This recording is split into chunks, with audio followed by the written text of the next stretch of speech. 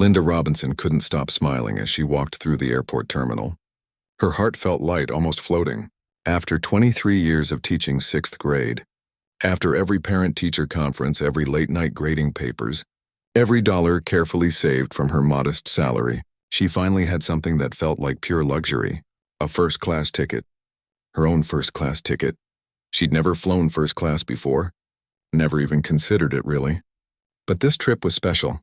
Her youngest daughter, Amy, was graduating from medical school across the country. 4 years of sacrifices, student loans, and video calls were finally leading to this moment. Linda wanted to arrive rested, not cramped and exhausted. She wanted to feel special just once. So she dipped into her savings, the money she'd been putting aside from tutoring sessions after school, and bought the ticket that made her feel like maybe, just maybe, all those years of hard work meant something. The boarding pass felt almost sacred in her hand. Seat 2A, first class. She'd checked it 5 times already, just to make sure it was real. Walking down the jet bridge, Linda felt a flutter of excitement mixed with nervousness. She'd looked up videos on YouTube about first-class flying, feeling a bit silly but wanting to know what to expect. The wider seats, the real plates instead of plastic trays, the flight attendants who remembered your name. It all seemed like a different world. When she stepped onto the plane, a flight attendant greeted her with a professional smile. The man's name tag read Kevin. He was tall, probably in his mid-30s, with perfectly styled hair and a crisp uniform. "Welcome aboard," he said, though his eyes barely met hers. "Thank you," Linda replied, clutching her carry-on bag a bit tighter. She found her seat 2A right by the window. The leather seat looked enormous compared to the economy seats she was used to. Linda carefully placed her bag in the overhead compartment and settled in, running her hand over the armrest. It felt surreal. She took a photo with her phone to send to Amy later, feeling giddy like a teenager. The cabin slowly filled with other passengers. A woman in a designer pantsuit sat across the aisle, already typing on her laptop. An older gentleman in 1A was reading the Wall Street Journal. Everyone seemed to belong here, moving with casual confidence through this space. Linda tried to mirror that confidence, even though inside she felt like an imposter. She was fastening her seatbelt when she heard a commotion near the front of the plane. "This is completely unacceptable," a man's voice boomed. "I fly this route twice a month." "Twice a month? And you're telling me there's a problem with my seat?" Linda glanced up to see a man in an expensive-looking navy suit gesturing dramatically. His watch caught the light, clearly something that cost more than Linda made in a month. His face was red, whether from anger or from rushing, she couldn't tell. Kevin, the flight attendant, was nodding sympathetically. "I completely understand your frustration, Mr. Patterson. Let me see what I can do." The two men moved slightly down the aisle, their voices dropping to whispers. Linda couldn't hear what they were saying, but she saw Kevin glancing back toward the first-class cabin, his eyes scanning the seats. For just a moment, his gaze landed on her. Something cold settled in Linda's stomach, though she couldn't say why. Kevin approached her with that same professional smile, though now it seemed strained. "Ma'am, I'm sorry to bother you, but there's been a slight issue with our seating assignments." Linda's hand instinctively went to her boarding pass. "Is something wrong?" "We have an overbooking situation in first class," Kevin said, his voice smooth but firm. "I'm going to need to ask you to move to economy class for this flight." The words didn't make sense at first. Linda stared at him, waiting for the punchline, for him to say he was joking. But his expression remained serious. "I don't understand," she said quietly. "I have a ticket. I paid for this seat. I understand, and we apologize for the inconvenience. We'll definitely issue you a refund for the difference. But I bought this ticket 2 months ago. How can there be an overbooking issue now?" Other passengers were starting to look over. Linda felt heat rising to her face. The man in the expensive suit, Mr. Patterson, was standing near the galley, watching with his arms crossed. "Ma'am, I need you to cooperate," Kevin said, his voice taking on a harder edge. "We have a full flight and we need to resolve this before departure. Can I speak to someone else? Maybe the captain or another supervisor?" Kevin's jaw tightened. "I am the senior flight attendant on this aircraft. Now, I've asked you politely. We have another passenger who has status with our airline, and due to our overbooking, we need to accommodate him." Linda looked at Mr. Patterson, who was now scrolling through his phone as if bored by the entire situation. She looked back at Kevin. Something felt wrong about this entire situation. Very wrong. Show me the overbooking notice, Linda said, her teacher voice coming through despite her embarrassment. There should be documentation. Kevin's expression hardened. Ma'am, I don't have time for this. If you don't comply, I'll have to call security. The threat hung in the air. Linda looked around at the other passengers. The woman in the pantsuit was pretending to read her laptop screen. The older gentleman had buried himself deeper in his newspaper. No one was going to help her. Her hands were shaking now. She'd worked so hard for this ticket, so hard. 23 years of teaching, of giving everything to her students, of making do with less so Amy could have more. And now in this moment she was being told to move, being told she didn't belong here.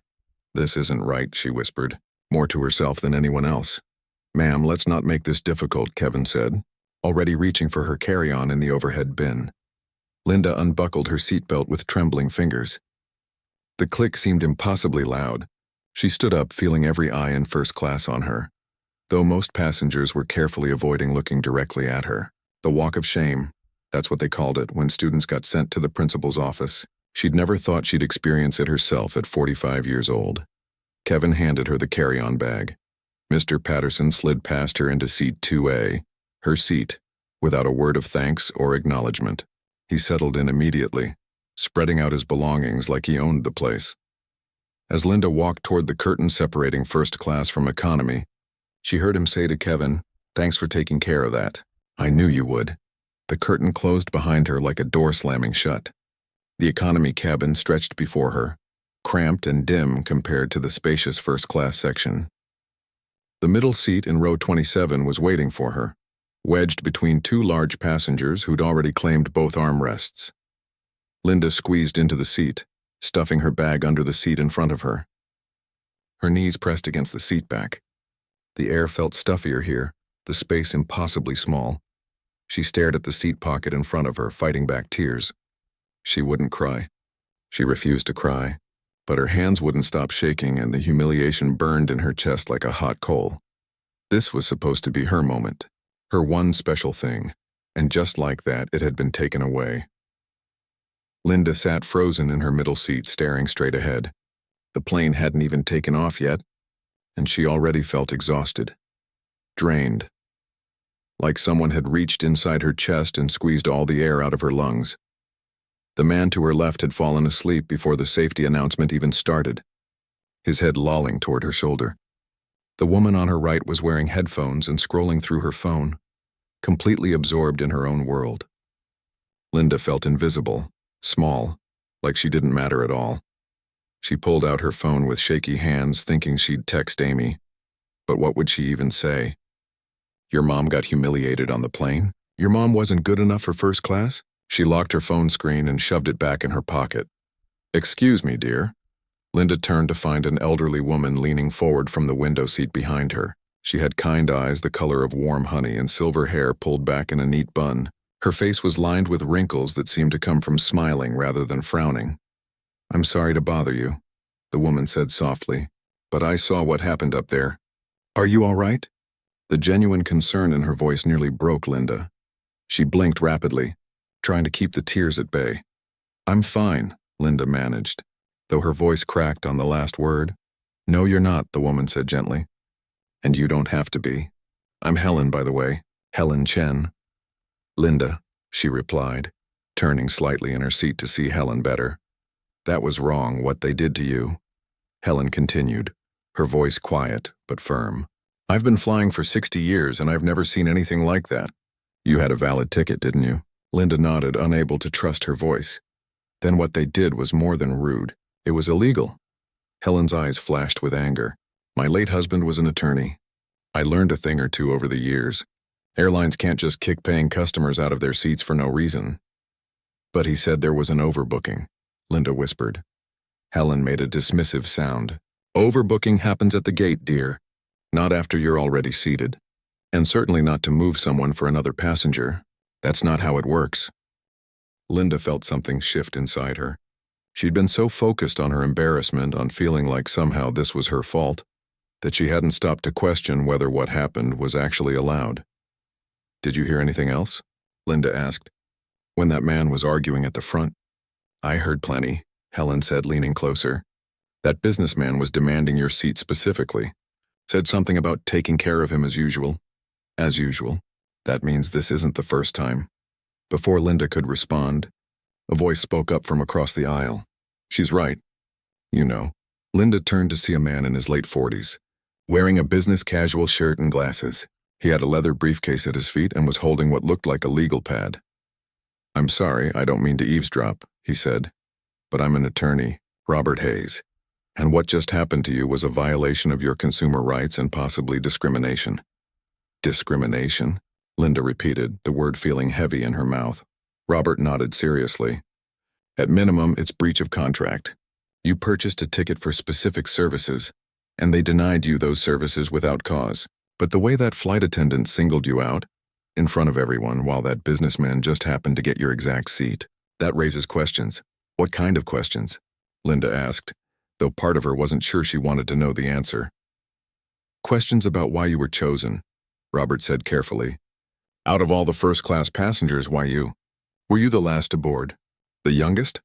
The oldest? Linda thought back. No, there were empty seats when I sat down. Other people boarded after me. So they specifically chose you to remove. Robert pulled out a business card from his wallet and held it out to her. Look, I specialize in cases like this. Consumer rights, discrimination, corporate accountability. I think you should document everything that happened. Names, times, what was said. And you should file a complaint. I just want to get to my daughter's graduation, Linda said quietly. I don't want trouble. I understand, Robert said. But this isn't about causing trouble. It's about what's right. And what happened to you wasn't right. Helen nodded in agreement. He's correct, dear. If you don't say something, they'll keep doing this to other people. Linda sat back in her seat, her mind spinning. She'd spent her whole life teaching her students to stand up for themselves, to speak up when something was wrong. How many times had she told them that silence helps the bully, never the victim? But now, faced with her own situation, all she wanted to do was disappear. The plane began to taxi toward the runway. The flight attendants started their safety demonstration. Linda watched Kevin in the first-class cabin, pointing out the emergency exits with practiced efficiency. He looked so professional, so proper, like butter wouldn't melt in his mouth, as her grandmother used to say. A few rows ahead, another flight attendant was working through economy. She was younger than Kevin, with dark hair pulled into a ponytail and a name tag that read, Maria. When she reached Linda's row, she paused. Can I get you anything before we take off? Maria asked. No, thank you, Linda replied automatically. Maria hesitated, glancing toward the first-class cabin, then back at Linda. She leaned down slightly, lowering her voice. I saw what happened earlier. I'm sorry. That wasn't right? Linda looked up at her, surprised. You saw? I was in the galley, Maria said quietly. I heard Kevin telling Mr. Patterson that he'd handle it before boarding even started. I wanted to say something, but... She trailed off, looking uncomfortable. But what? Helen interjected from behind them. Maria glanced around nervously. Kevin's been with the airline for 12 years.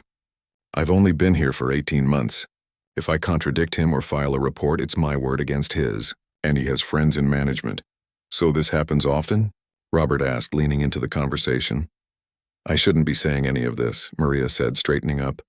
But then she pulled out a small notepad from her apron, scribbled something quickly and slipped it to Linda. That's my employee number. If you need a witness statement, I'll provide one. What happened to you was wrong, and I'm tired of watching it happen. Before Linda could respond, Maria moved on to the next row, continuing her pre-flight duties as if nothing had happened. Linda looked down at the paper in her hand. The employee number was written clearly along with a short note. He did this because he could. Don't let him get away with it. Well, Helen said from behind her, a note of satisfaction in her voice. Sounds like you're building quite a case. Linda folded the paper carefully and put it in her pocket. She pulled out her phone and opened her notes app. Her fingers hovered over the keyboard for a moment, then she started typing. Flight 447, Atlanta to Los Angeles, March 15th. Boarded at 2:30 p.m. Seat 2A, first class. Removed by flight attendant Kevin, no last name given. Forced to move to economy. Man named Mr. Patterson took my seat. Kevin said there was an overbooking, but other passengers say this isn't true. She kept typing, recording every detail she could remember. The way Kevin had barely looked at her. The way Mr. Patterson had smirked as he took her seat. The whispered conversation at the front of the plane. The phrase, "take care of him as usual." "That's good," Robert said, watching her type. "Documentation is everything. And take photos of your boarding pass, both sides," Linda did, her hands steadier now. She wasn't shaking anymore. Instead, she felt something else building inside her. Not quite anger, not yet, but something close to it. A sense of clarity, maybe, or purpose. The plane lifted off the runway, pressing Linda back into her cramped seat. Through the gap in the seats ahead, she could just barely see into the first-class cabin. Mr. Patterson was already reclining in her seat, a glass of champagne in his hand. Kevin was laughing at something he'd said. They looked so comfortable. So sure of themselves, so certain that what they'd done was perfectly fine, that there would be no consequences. Helen's hand patted her shoulder from behind. "Whatever you decide to do, dear, you have witnesses. You're not alone in this." Robert nodded in agreement. "I mean what I said. If you want to pursue this, I'll help you. Pro bono. Some things are worth fighting for." Linda looked down at her phone at the notes she'd been taking. Then she looked at Robert's business card in her other hand. Then at the small piece of paper with Maria's employee number. Maybe she didn't have to just accept what happened. Maybe she didn't have to make herself small and quiet and easy to ignore. Maybe, just this once, she could be the kind of person who stood up for herself the way she'd always encouraged her students to do. The plane climbed higher into the sky. Linda took a deep breath and kept typing. She had 3 hours until they landed. 3 hours to document everything. 3 hours to decide what kind of person she wanted to be. And for the first time since being forced out of her seat, Linda felt something other than shame. She felt determined. 2 hours into the flight, Linda had filled 3 pages of notes on her phone. Every detail she could remember, every word that was said, every person who'd witnessed what happened. Her thumbs were getting tired, but she kept going. If she was going to do this, she was going to do it right. Helen had dozed off in the seat behind her, her soft snoring barely audible over the hum of the engines. Robert was working on his laptop, occasionally glancing over to make sure Linda was okay. She appreciated that he wasn't hovering, wasn't pushing her to make any decisions. He'd given her his card and let her think. The beverage cart rattled down the aisle. Maria was pushing it, offering drinks and snacks to the economy passengers. When she reached Linda's row, their eyes met briefly. Maria gave her a small, encouraging nod before moving on. Linda was about to put her phone away when she heard voices from the first-class cabin. The curtain between the sections wasn't completely closed, and sound carried more than people probably realized. "I'm telling you, Kevin, you're a lifesaver." It was Mr. Patterson's voice, loud and self-satisfied. "I don't know what I'd do without you on these flights." "Hey, that's what family's for, right?" Kevin replied. "Besides, you've helped me out plenty of times." Linda's ears perked up. "Family?" She leaned slightly toward the aisle, trying to hear better without being obvious about it. "Still," Mr. Patterson continued, "pulling strings to get me upgraded every time, making sure I get the good seats. You know the company appreciates it. Makes me look good with the clients." "Well, your company does give us a lot of business," Kevin said. 20 corporate accounts? That's nothing to sneeze at. Least I can do is make sure you're comfortable." Robert had stopped typing. He was listening too, his expression sharp and focused. When he caught Linda's eye, he mouthed one word. "Recording." Linda's heart jumped. She hadn't even thought of that. Quickly, quietly, she opened her voice memo app and hit record, placing her phone on her lap with the microphone facing toward the first-class cabin. "You should have seen the look on her face," Mr. Patterson said, laughing. "That teacher lady. Like someone had kicked her puppy." Linda's stomach twisted. They were talking about her, making fun of her. "Come on, Brandon, don't be cruel," Kevin said, but he was laughing too. "She seemed nice enough." Nice or not, she doesn't fly enough to matter. Probably her first time in first class. Meanwhile, I'm on a plane twice a week. Who do you think deserves the seat more? "When you put it that way," Kevin said, and Linda could hear the shrug in his voice. "Exactly. It's just basic math.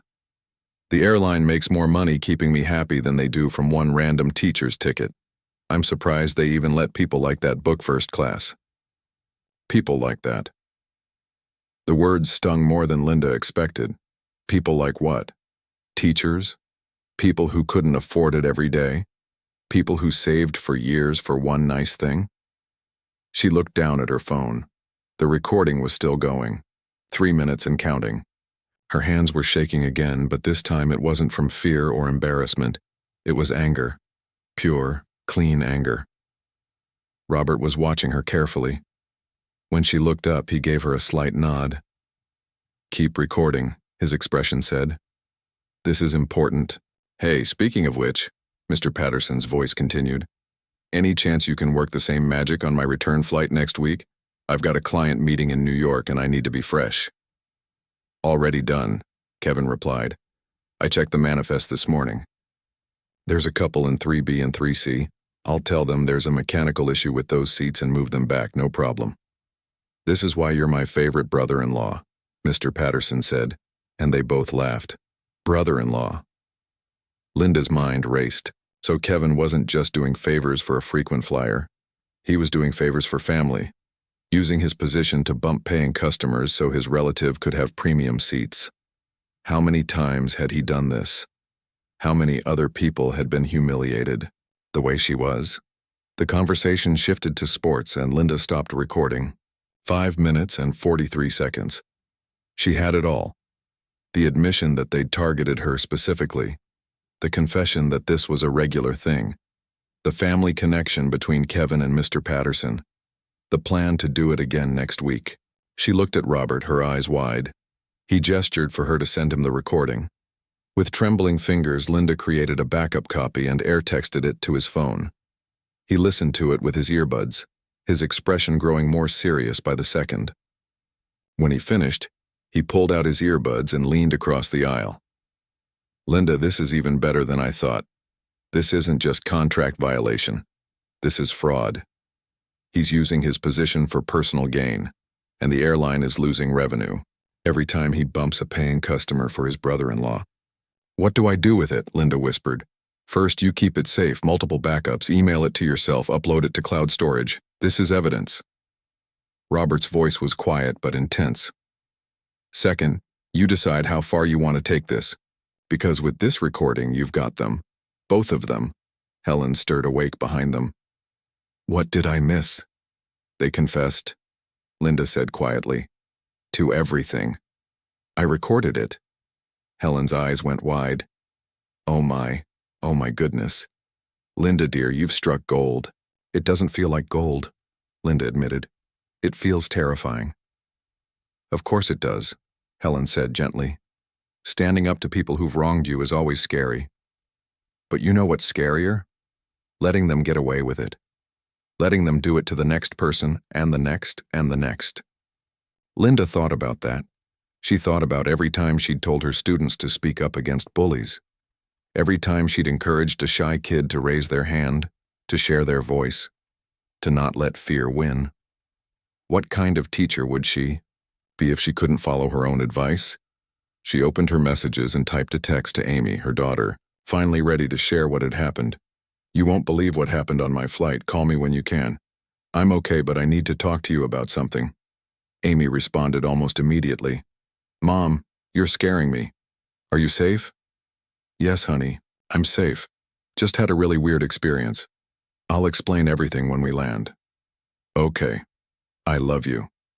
Can't wait to see you." Linda smiled, despite everything.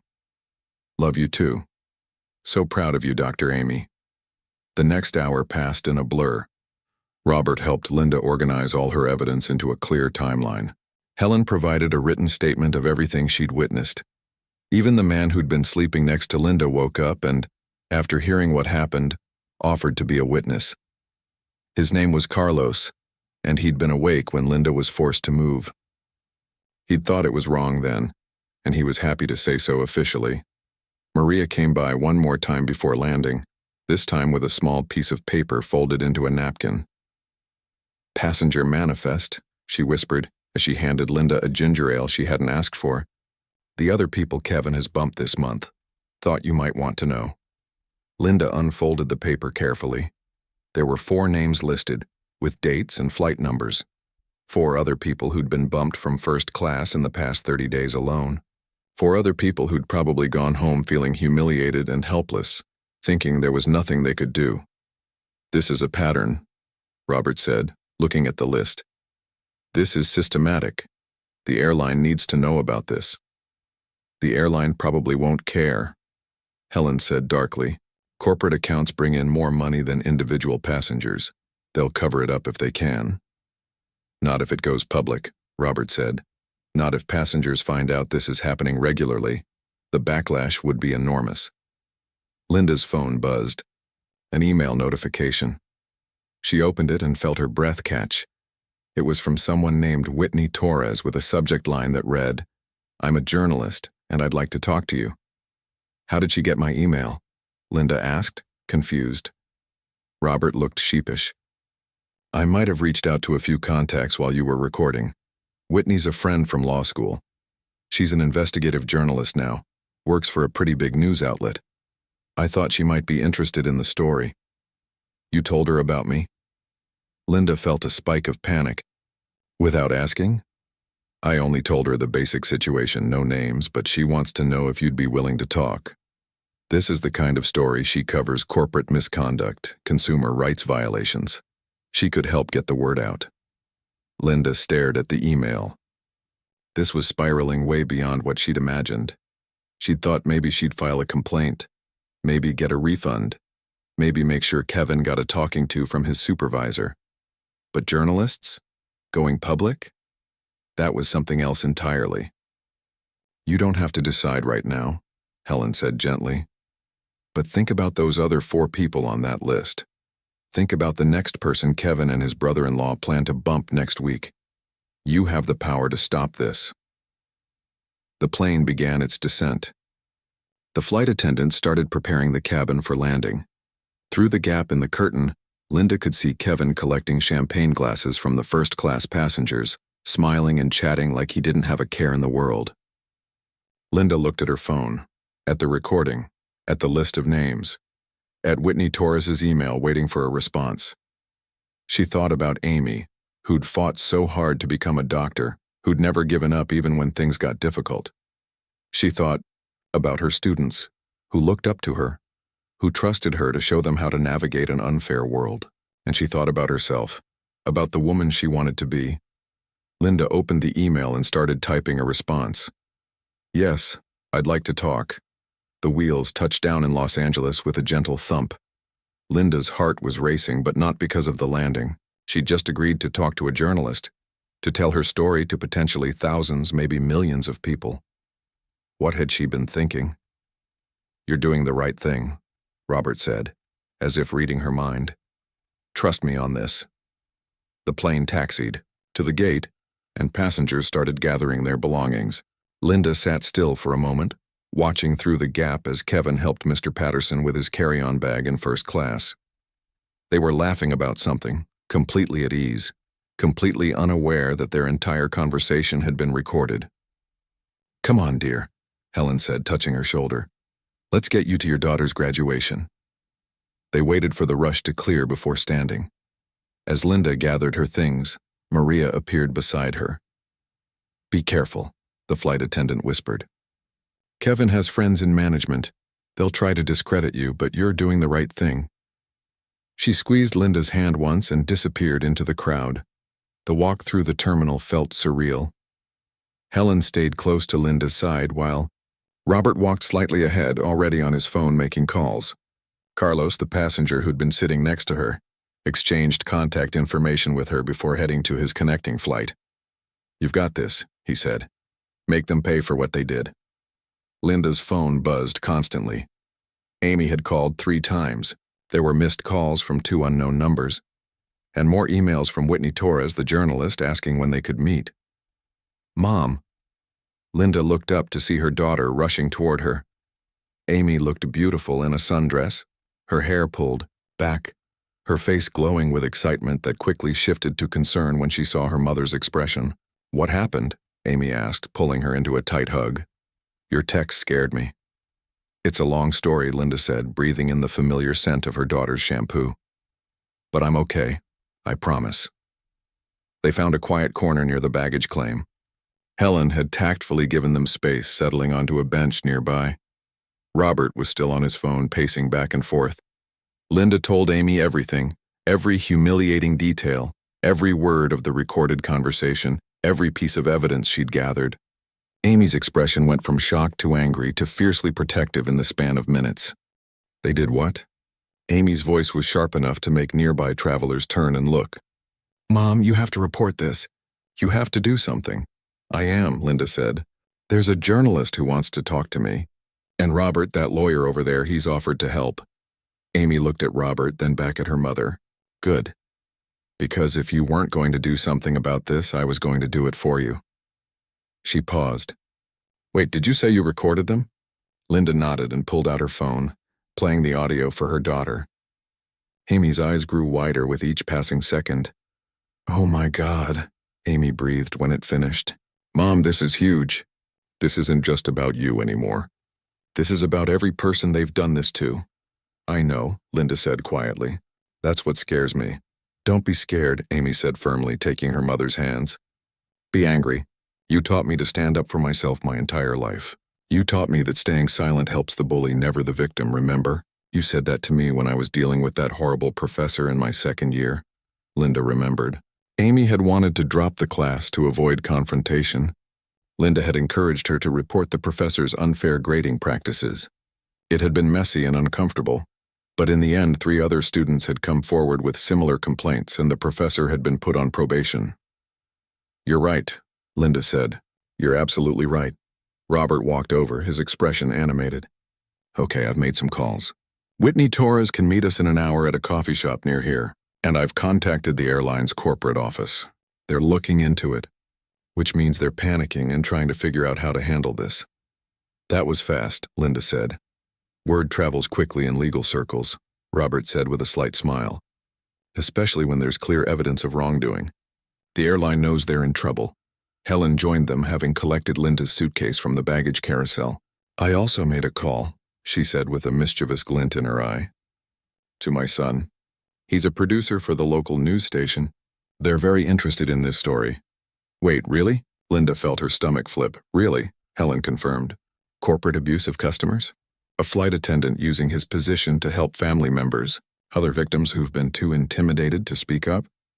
This is exactly the kind of story that needs to be told. Linda looked around at these people who'd been strangers just hours ago. Helen, who'd offered comfort and support without hesitation. Robert, who'd taken on her case without expecting anything in return. Maria, who'd risked her job to provide evidence. And Amy, her brilliant daughter who was looking at her with such fierce pride. Okay, Linda said, her voice steadier than she felt. Let's do this. Let's talk to the journalist. The coffee shop was busy with the late afternoon crowd. Whitney Torres was already there, sitting at a corner table with a laptop and a notepad. She was younger than Linda expected, maybe early 30s, with sharp eyes and a professional demeanor that put Linda slightly at ease. Mrs. Robinson, Whitney said, standing to shake her hand. Thank you for agreeing to meet with me. I know this must be difficult. They sat down and Linda went through the whole story again. Whitney listened intently, occasionally jotting notes, her expression growing more serious as Linda played the recording. This is incredible, Whitney said when the audio ended. I mean, it's awful what happened to you, but as evidence goes, this is gold. They basically admitted everything. The favoritism, the pattern of behavior, the family connection, even their plan to do it again. What happens now? Linda asked. Whitney leaned forward. Well, with your permission, I'd like to write this story. I work for a news outlet that has a pretty substantial reach, both online and through partner stations. But I want to be clear about something. Once this story goes public, there's no taking it back. The airline will likely respond. Kevin and Mr. Patterson will probably deny everything or try to spin it. It could get messy. Let it get messy, Amy said firmly. They humiliated my mother. They deserve whatever's coming to them.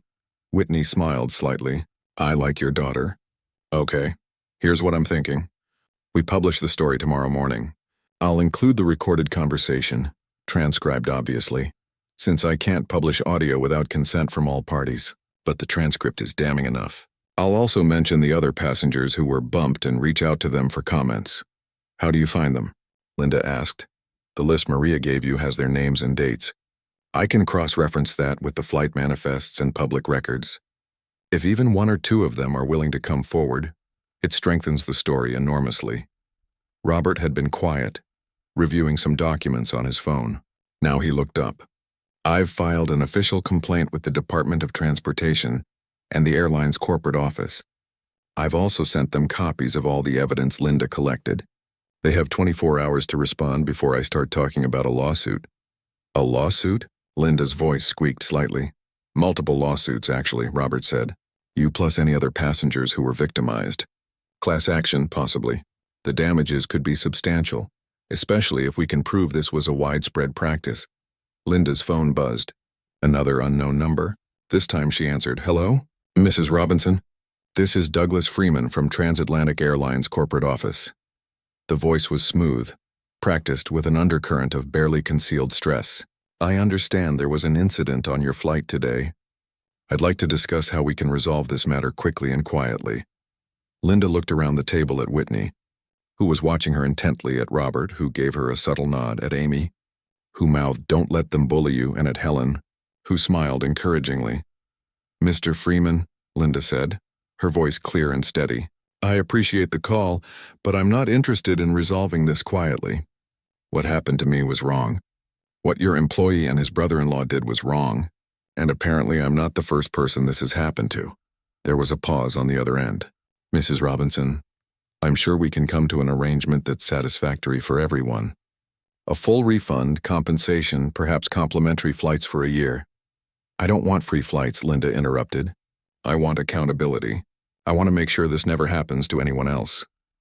I understand you're upset, but going public with this could be damaging to a lot of people, including yourself. These situations are often more complicated than they seem." "It's not complicated at all," Linda said. "Your flight attendant kicked me out of my seat to give it to his brother-in-law. He's done it to other people. I have proof. And starting tomorrow, everyone else is going to have proof too." Another pause.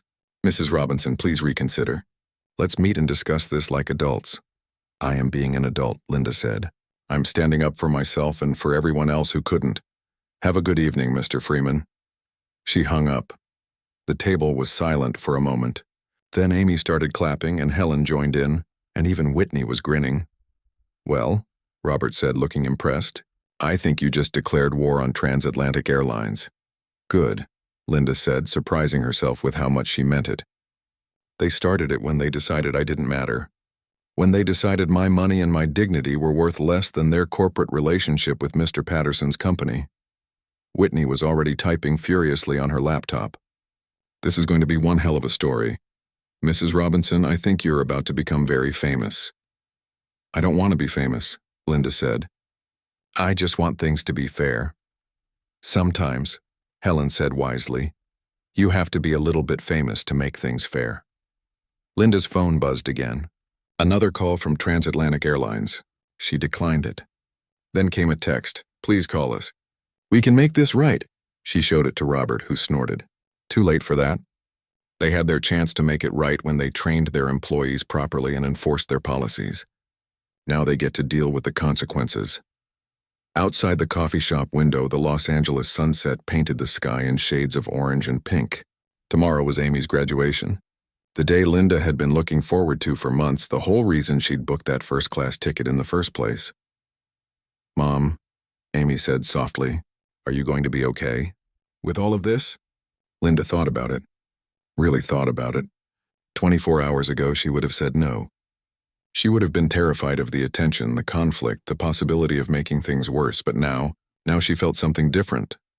Purpose, determination, and underneath it all, a quiet kind of strength she hadn't known she possessed. "Yeah," Linda said, smiling at her daughter. "I think I'm going to be just fine." The next morning, Linda woke up in Amy's apartment to 17 missed calls and 43 text messages. Her heart jumped before she'd even opened her eyes fully. Whitney's story had gone live at 6 a.m. By 7, it was trending on social media. By 8, 3 major news networks had picked it up. "Mom, you need to see this," Amy said, rushing into the guest room with her laptop. Linda sat up, her hair still messy from sleep, and looked at the screen. There was her name in bold letters across the top of a news article. "Teacher forced from first-class seat." Recorded conversation reveals systematic abuse by transatlantic airlines. Below the headline was the full story. Everything Whitney had promised to include. The timeline of events. Quotes from Helen and Robert. The transcribed conversation between Kevin and Mr. Patterson. And at the bottom, a statement from Maria, the flight attendant who'd witnessed everything. Keep scrolling, Amy said, her eyes bright. Linda scrolled down to the comments section. There were hundreds of them already. Thousands, actually. This happened to me on transatlantic last year. I thought I was crazy. I'm a frequent flyer and I've seen this happen at least 3 times. Always thought something was off about it. This is why I stopped flying transatlantic. Their flight attendants act like they own the plane. Good for this teacher for standing up. About time someone did. But it wasn't just comments. People were sharing their own stories. Photos of boarding passes. Screenshots of complaint emails they'd sent to the airline that had been ignored. One man posted a video he'd taken 2 months ago of a similar incident on a different transatlantic flight. Linda's phone rang. Robert's name flashed on the screen. Have you seen the news? He asked, not bothering with hello.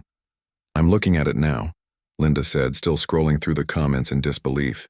It's everywhere. CNN, NBC, even some international outlets are picking it up. And Linda, I've received calls from 7 other passengers who say the same thing happened to them. 7, just this morning. 7? Linda repeated, stunned. 7 confirmed so far. Could be more. This was happening regularly, Linda, probably for years. You just happened to be the one person who had the courage to document it and speak up. After hanging up with Robert, Linda's phone immediately rang again. Unknown number. She almost didn't answer, but something made her pick up. Mrs. Robinson? This is Daniel Kim from Transatlantic Airlines. I'm the Vice President of Customer Relations. Not just someone from corporate this time, a Vice President. I'm calling to offer you a formal apology on behalf of Transatlantic Airlines, he continued, his voice careful and measured. What happened to you was completely unacceptable and does not reflect our company values.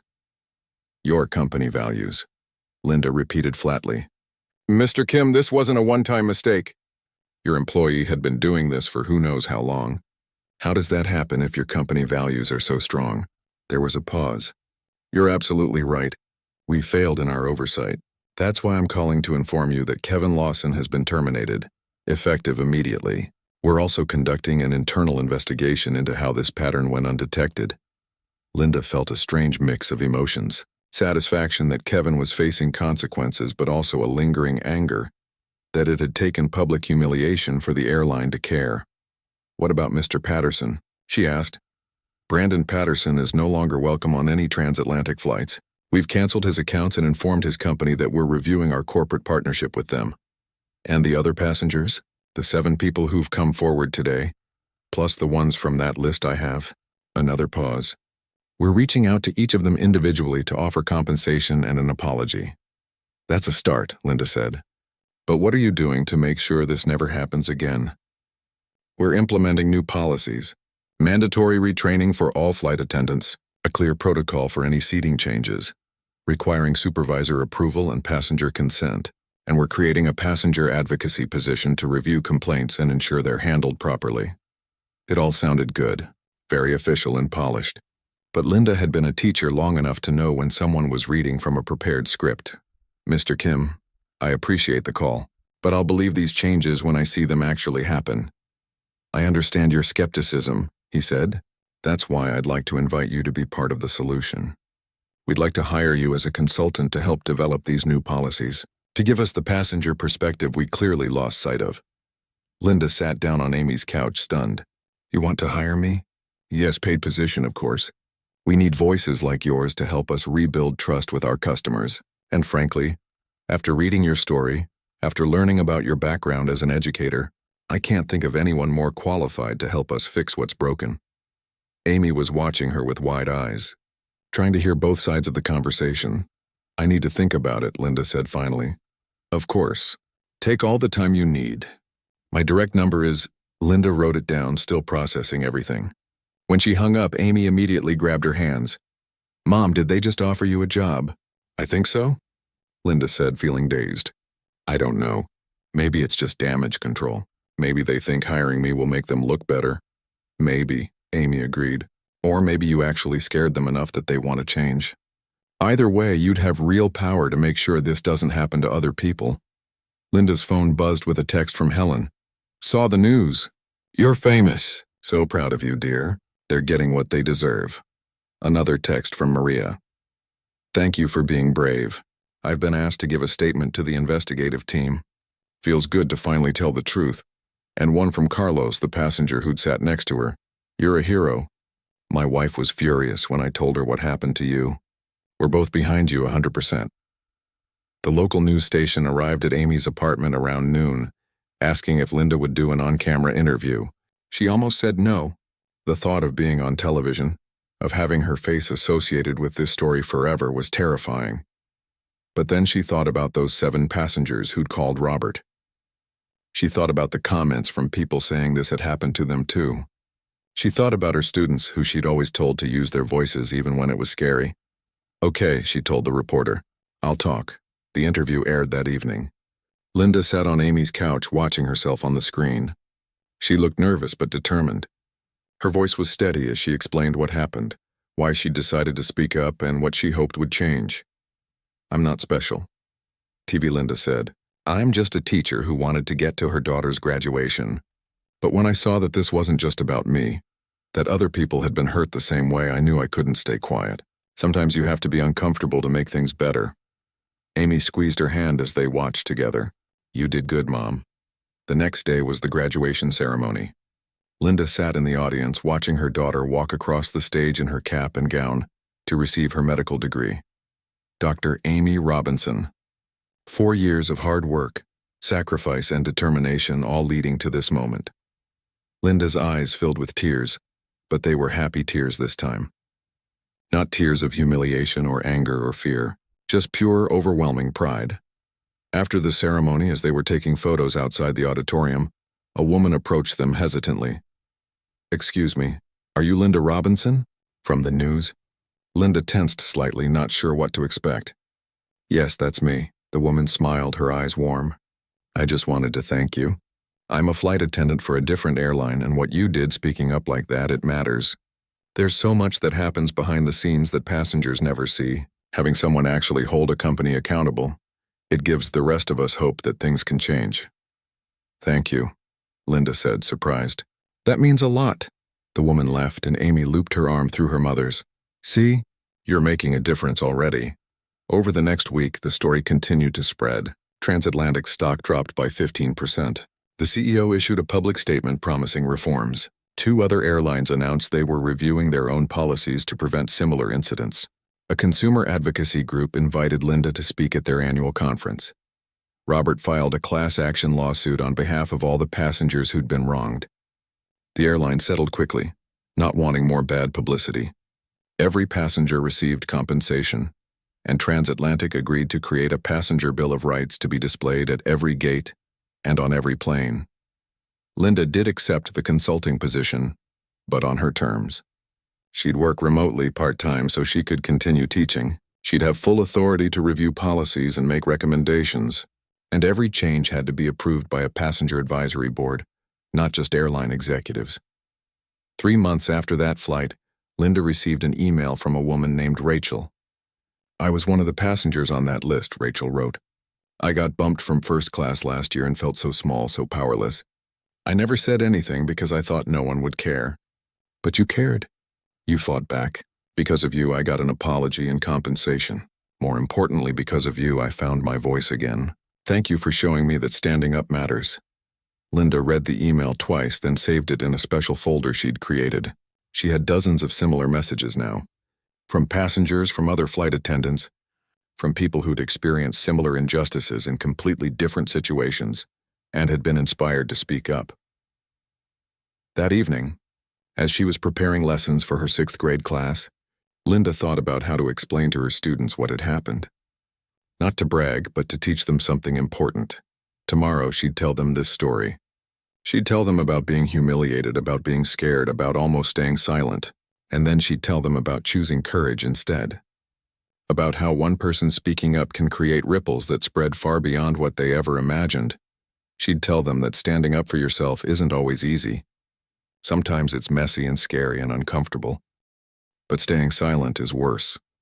Because silence helps the bully, never the victim, and she'd tell them that they too had power. The power to say, this isn't right. The power to document. The power to speak truth. The power to demand better. Linda smiled as she typed up her lesson plan. She'd wanted one special thing, one moment of luxury to celebrate her daughter's achievement. Instead, she'd gotten something far more valuable.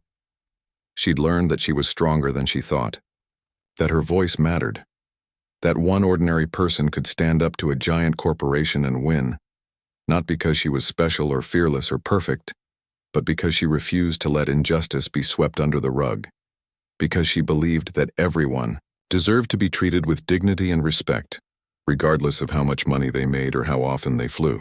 As she shut her laptop for the night, Linda thought about that first-class seat she'd been forced to leave. She'd never actually gotten to enjoy it, but in a strange way, losing that seat had given her something worth far more than a few hours of comfort. It had given her back her voice, and that, Linda realized, was worth more than all the first-class tickets in the world.